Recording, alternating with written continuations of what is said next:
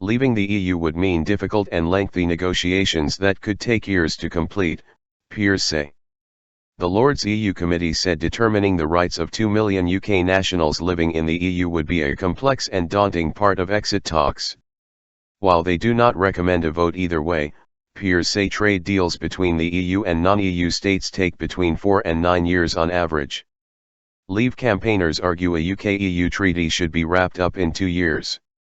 A separate report from Oxford University's Migration Observatory, also published on Wednesday, suggests curbs on in-work benefits for EU citizens negotiated by David Cameron are unlikely to result in a large reduction in migration to the UK. It said a large majority of recent EU migrants were not claiming benefits of any kind. If the UK voted to leave in the referendum on June 23, it would not mean an immediate exit from the EU. The Prime Minister could trigger Article 50 of the Lisbon Treaty, which provides for a 2-year process for negotiating the terms of withdrawal and a departing state's future relations with the EU. But there is some debate as to whether this is the best method for leaving the EU and whether it should happen immediately after the vote. The cross-party committee warned that negotiations for withdrawal and to establish a new relationship with the EU would take longer than the 2 years allowed under Article 50. The committee, which took evidence from 2 EU law experts, said one of the most complex parts of the talks would be establishing the rights of UK citizens resident in other member states to access healthcare, schooling, and employment.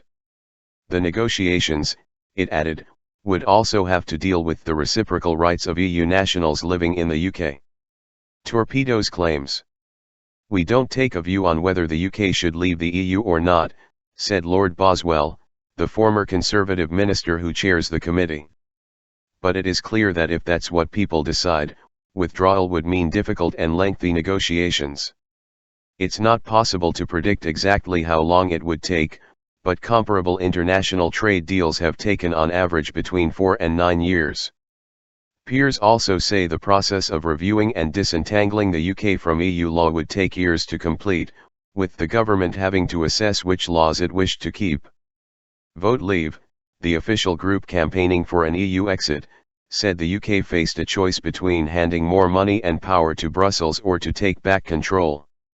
The report also torpedoes the claims that the EU wouldn't do a trade deal with us after we vote Leave.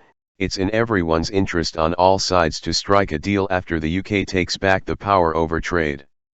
UKIP said the committee was made up of Europhiles and its findings were partial nonsense.